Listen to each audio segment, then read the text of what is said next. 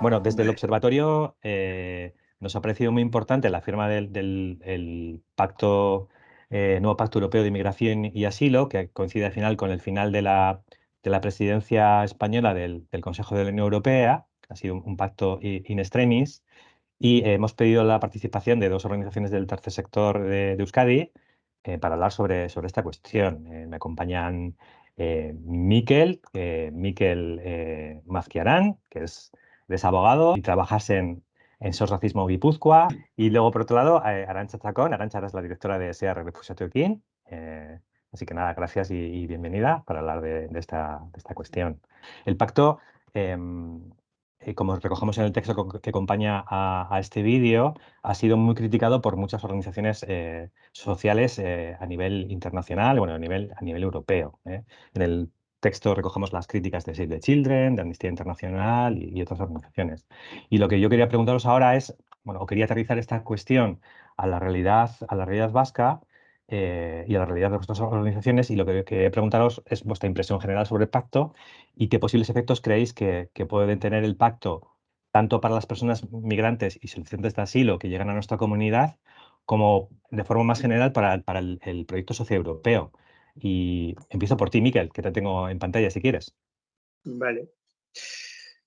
Eh, yo creo que, en primer lugar, hay que puntualizar que no es el primer pacto que se pretende diseñar en materia de asilo e inmigración en la Unión Europea. Experiencias de estas ha habido unas cuantas. Antes eran programas, tenían el carácter de programa a 4 o 5 años. Comenzó con Tampere, cuando se comunitariza esta materia, luego estaba el programa de La Haya, bueno, Estocolmo. Recuerdo que durante la presidencia de Sarkozy en Francia se modificó esta denominación de los programas y ahí se introdujo esto del pacto. Y ahora pues es otro documento más. Quiero decir con esto que no sabemos no creo que si este va a ser el pacto que se pretende, porque los otros programas se han ido más o menos implementando. Este tiene una serie de objetivos.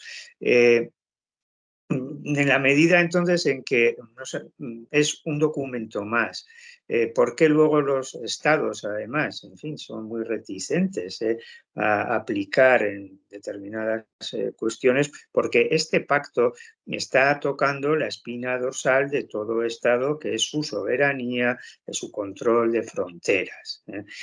Si hubiera que fijar algunas diferencias respecto a otros documentos que he señalado, este es uno, digamos, más elaborado, que tiene además una previsión de modificación de directivas muy importantes en materia de asilo. Todo eso que se da en llamar el Programa Europeo Común de Asilo, pues sí, se modifica. Luego, en la práctica, pues habrá que ver cuánto da de sí. El contenido...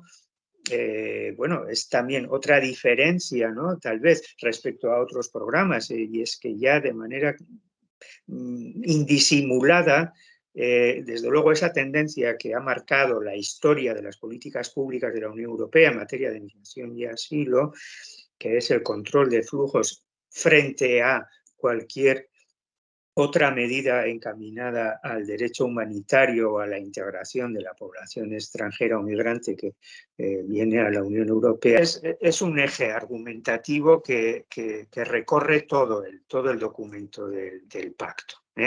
Y se hace, vamos a decir, a diferencia de otros programas, pues bueno, de manera, no sé, por decirlo de una manera un tanto más indisimulada. Pero luego cada estado, y por eso, ¿cuánto va a repercutir? Desde luego, más en asilo que en extranjería. Eso también hay que... Arantxa seguramente estaría de acuerdo conmigo en que este es un pacto que va a la línea de flotación de todo la estructura que, si ya era débil respecto a las garantías en el derecho de asilo, bueno, desde luego aquí es directo. Entonces va a afectar más al asilo. Claro, esas análisis, examen rápido de la solicitud de asilo en puestos que quedan fuera de las fronteras exteriores de la Unión Europea, toda esa arquitectura, la devolución como aspecto central en el diseño, la modificación de la directiva, en fin, todo eso tiene su repercusión. Pero son viejas ideas también, ¿eh? O sea, si es que, en fin, Tony Blair, cuando en la presidencia de España, creo que era el 2010, ya planteó esto en una reunión de la Unión Europea. O sea, esa externalización es una idea vieja. Y luego, por otro lado, además ves que cada Estado, al margen de los pactos que firma, va firmando sus propios acuerdos. Giorgia Meloni con Albania, Inglaterra, Ruanda, Uganda, pero también Dinamarca, que es más preocupante. Inglaterra está fuera de la Unión Europea y Dinamarca está haciendo sus acuerdos también. O sea, la externalización además puede llegar al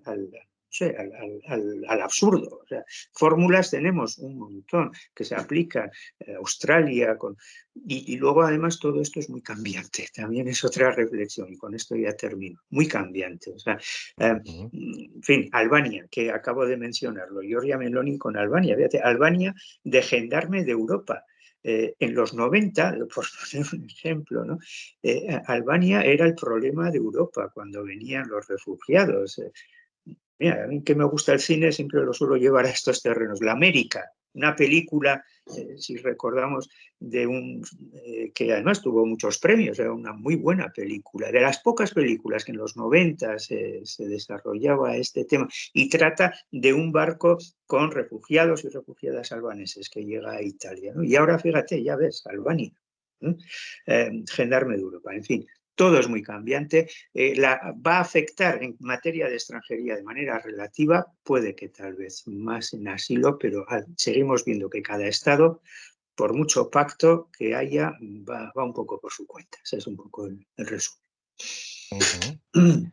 Arantxa, ¿cuáles son tus impresiones del pacto? Bueno, primero da gusto escuchar a Miquel, entonces nos deja un marco como muy fácil luego de poder seguir comentando. Sí que es cierto, yo no soy quizás tan optimista, ¿no? Sí que creo que es verdad que es más, ¿no? Que ya se estaba trabajando en esta línea, que sabemos que Europa iba hacia ahí, pero es verdad que da la oportunidad o establece un marco que posibilita hablar de cuestiones restrictivas de derechos con mucha más libertad que antes. Y toda esa Europa que está construida en principio sobre principios, en teoría, mucho más humanistas, ¿no? Que se supone que lo que tiene que iluminar el trabajo que se hace desde Europa es el derecho internacional humanitario, la Carta Fundamental de Derechos. Todo eso queda puesto sobre la mesa, queda más que manifiesto que realmente no es lo que está guiando un poco el trabajo y las políticas de la Unión Europea, de Europa, ¿no? Entonces, yo creo que en ese sentido eso sí que es preocupante. Cuando decía también que es cierto que esto va a afectar de manera muy especial al tema del refugio. Yo siempre digo que el derecho a la protección internacional está en riesgo. Y eso lo estamos viendo constantemente con las políticas europeas, con las políticas estatales, un poco con el entorno, ¿no? Está en riesgo. Es un derecho que tiene problemas de extinción, porque el entorno está invitando a que desaparezca y porque no se quieren las personas refugiadas. O queremos a algunas y queremos ciertos flujos migratorios o ciertos flujos de personas refugiadas, pero a otras las obviamos. Y miramos hacia otro lado y establecemos también, pues eso, este tipo de políticas que nos permiten también hablar con más libertad desde políticas criminalizadoras, muchas más restrictivas de derechos. Y yo creo que en ese sentido sí que es preocupante, más allá de luego cuánto terminen por ponerse en práctica o no, que es verdad que es un tema que va cambiando en función del contexto cambiante, que como se va modificando casi a diario, ¿no? Pues luego las políticas se van formulando en función de esa realidad. Sí que me parece interesante también añadir a lo que decía Miquel, ¿no? Va a afectar más a asilo que a migración. Pero es cierto que ahora se habla mucho de las migraciones mixtas. Entonces, en esos procesos de migraciones mixtas, donde todo el mundo viene, como es normal, ¿no? Se inician procesos migratorios donde se encuentran personas que vienen por razones económicas, que son igual o sea, que es igual de legítimo migrar por cuestiones económicas y por huir de la pobreza, ¿no? Y también las causas últimas que generan esa pobreza habría que analizarlas.